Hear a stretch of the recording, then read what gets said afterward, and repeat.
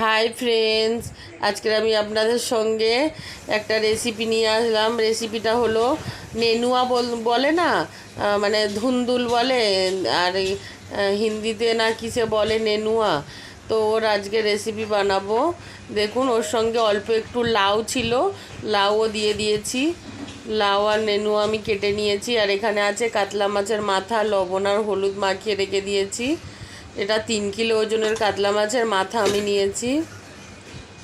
আর দেখুন আমি কি কি নিয়েছি, তার সঙ্গে আলু একদম ছোট ছোট টুকরো করে নিয়েছি। এখানে আছে 3 চামচ মতো আদা আর কাঁচা লঙ্কা বাটা, 3টে কাঁচা লঙ্কা দিয়েছি, বেশি না।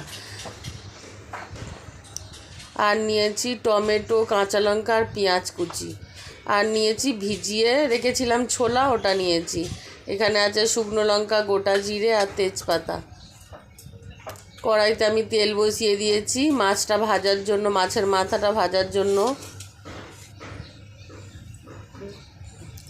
তেলটা আমার গরম হয়ে গেছে। এবার আমি তেলের মধ্যে অল্প একটু হলুদ দিয়ে দেব, যাতে মাথাটা তেলের মধ্যে দিলে ছিটে বেশি গায়ে না আসে। মাথা ভাজলে তো ছিটে গায়ে আসবে, কিন্তু একটু অল্প আসবে তেলের মধ্যে হলুদ দিলে।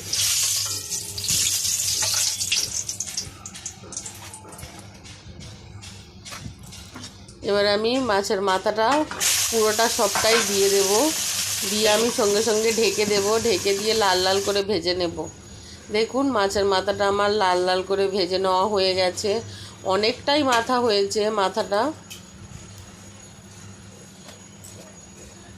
এবার আমি ওই তেলের মধ্যে রান্না করব। শুকনো লঙ্কা, তেজপাতা আর গোটা জিরে দিয়ে দেব। প্রথমে আমি শুকনো লঙ্কাটা দিলাম, তারপরে তেজপাতা দিলাম। এটা একটু মানে ফোড়ন হয়ে গেলে গোটা জিরে দিয়ে দিলাম।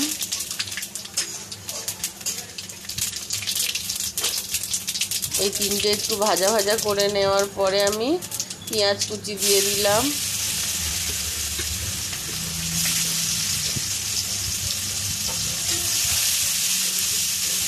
পেঁয়াজটা একটু হালকা ভেজে নেব।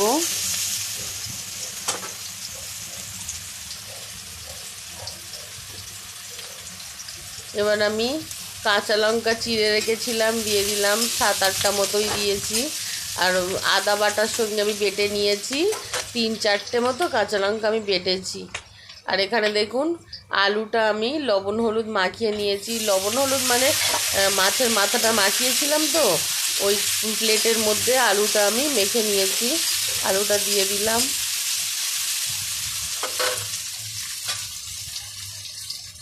আলুটা একটু নেড়ে চেড়ে ভিজিয়ে রাখা ছোলাগুলো দিয়ে দিলাম।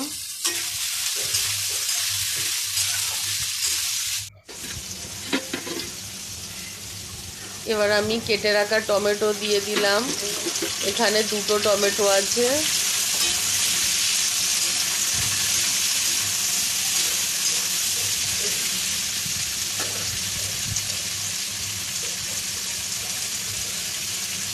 লবণ দিয়ে দিলাম, 2 চামচ মতো লবণ।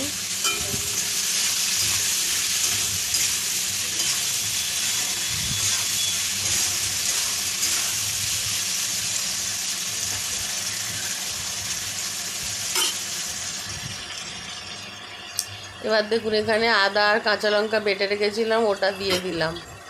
3 চামচ মতো আদা, কারণ সবজিগুলো আমার অনেকটা পরিমাণে আছে।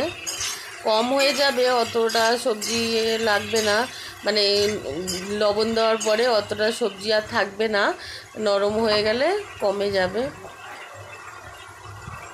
আলুর সঙ্গে মশলাটা একটু কষিয়ে নেওয়ার পরে গুঁড়ো মশলাটা দিয়ে দেব।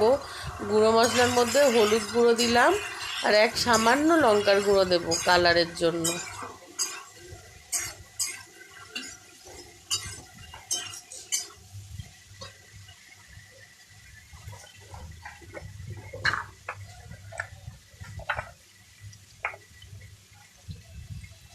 দেখুন সামান্য দিচ্ছি, বেশি দিইনি লঙ্কার গুঁড়ো।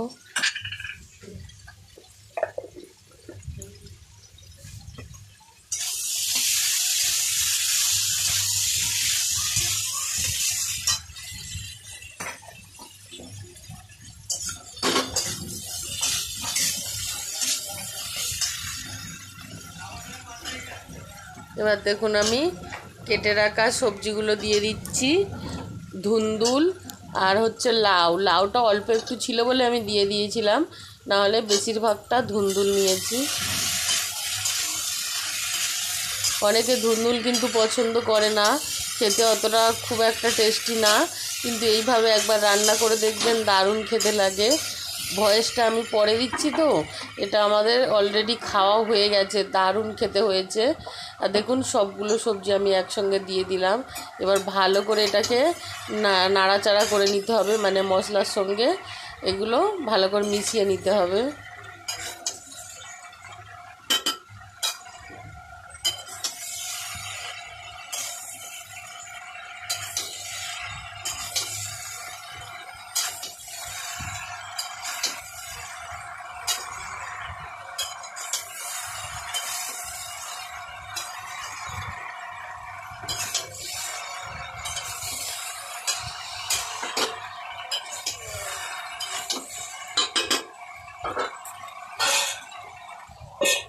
এবার দেখুন আমি এটাকে ঢেকে দিচ্ছি, যাতে তাড়াতাড়ি নরম হয়ে যায় আর জল বেরিয়ে যায়।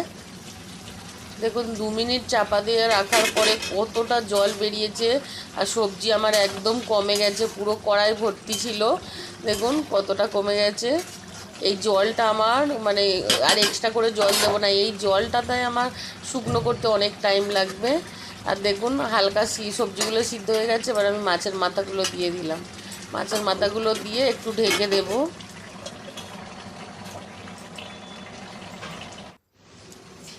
দেখুন আবারও আমি 5 মিনিট বাদে, গ্যাসটা কিন্তু আমি স্লো করিনি, 5 মিনিট একদম ফুল আঁচে দিয়েছিলাম, তবুও দেখুন মাখো মাখো হয়ে গেছে, একদম কিন্তু শুকনো হয়নি।